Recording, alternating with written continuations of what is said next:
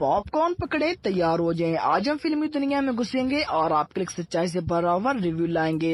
Hi friends, मैं हमीद बाबी और आप देख रहे हैं बाबी सिनेमैटिक ऑफिशियल।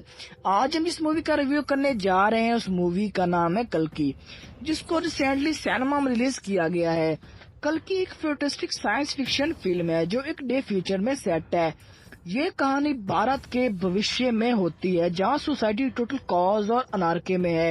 एक मैथोलॉजिकल वॉरियर कल्कि का जन्म होता है जो इस दुनिया में शांति और अमन लाने के लिए आता है। फिल्म में एडवांस टेक्नोलॉजी और इंडियन मैथोलॉजी का एक यूनिक ब्लेंड देखने को मिलता है जो कहानी को और भी इनकरेज बनाता है। मूवी के पॉजिटिव रोल्स की बात करूं तो प्रोटोगनिस्ट कल्कि एक पावरफुल कैरेक्टर है जो ह्यूमैनिटी को बचाने के मिशन पर है। उसका पोर्ट्रेल काफी स्ट्रॉन्ग और इंस्पायरिंग है। कल्कि का रोल प्रभास ने निभाया है। मुझे प्रभास की एक्टिंग इतनी ज्यादा पसंद नहीं आई, लेकिन दीपिका और अमिताभ बच्चन ने बहुत ही अच्छी एक्टिंग की। कल्कि के साथ कुछ और पॉजिटिव कैरेक्टर्स भी हैं जो उसकी मदद करते हैं। इन कैरेक्टर्स का पोर्ट्रेल भी इम्प्रेसिव है और इनका कंट्रीब्यूशन कहानी में जबरदस्त है। मूवी के नेगेटिव रोल्स की बात करूं तो मूवी में विलन का रोल काफी पावरफुल है। उसकी प्रेजेंटेशन कहानी को और भी ग्रिपिंग बनाती है। फिल्म में कुछ करप्ट अथॉरिटीज और ऑर्गेनाइजेशंस हैं जो प्रोटोगनिस्ट को रास्ते में रुकावट डालते हैं। इनका पोर्ट्रेल काफी रियलिस्टिक और इम्पैक्टफुल है। स्टोरी लाइन रिव्यू की बात करूं तो कहानी में काफी इंगेजिंग और थॉट प्रोवोकिंग है। इंडियन मैथोलॉजी को फ्यूचरिस्टिक एलिमेंट्स के साथ ब्लेंड करना एक यूनिक कॉन्सेप्ट है जो मूवी को एक आइडेंटिटी देता है। कल्कि का कैरेक्टर काफी वेल डिवेलप्ड है और उसकी जर्नी देखना काफी फैसिनेटिंग है। कहानी में मल्टीपल लायर्स हैं जो व्यूअर्स को इंटीग्रेट रखते हैं। मूवी के पॉजिटिव एस्पेक्ट्स की बात करूं तो फिल्म में विजुअल इफेक्ट्स और सिनेमेटोग्राफी काफी इम्प्रेसिव है।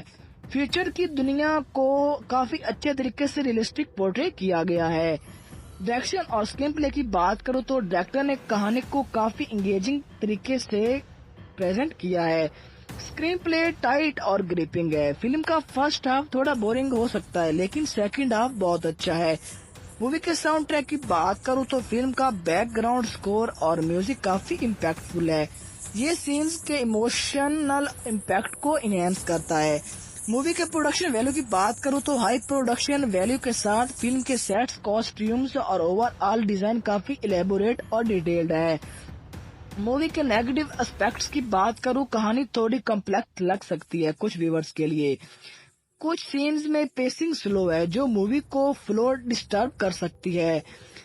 मूवी के कैरेक्टर डेवलपमेंट की बात करूं तो कुछ कैरेक्टर्स को ज्यादा डिटेल्स नहीं मिली जो उनकी मोटिवेशंस और बैक स्टोरी को अनक्लियर बनाती है। मूवी की लेंथ की बात करूं तो मूवी का रन टाइम थोड़ा लंबा है जो कुछ लोगों के लिए बोरिंग हो सकता है। ओवरऑल कल्कि एक एम्बिशन और एंटरटेनिंग मूवी है जो स्काईफाई और मैथोलॉजी के फैंस को जरूर पसंद आएगी। मैं इस मूवी को रेट करूंगा 7.3 आउट ऑफ 10। और हाँ, मूवी खत्म होते ही चले मत जाना क्योंकि मूवी के लास्ट में कुछ ग्रेट सीन्स हैं जिनमें बॉलीवुड के पॉपुलर एक्टर्स हैं या जो यहाँ बताऊं तो स्पॉइलर हो जाएगा। मुझे उम्मीद है आपको मेरा रिव्यू पसंद आया होगा। अगर पसंद आया तो मेरे चैनल को सब्सक्राइब करें, लाइक करें, शेयर करें। अपना बहुत सारा ख्याल रखिएगा। शुक्रिया।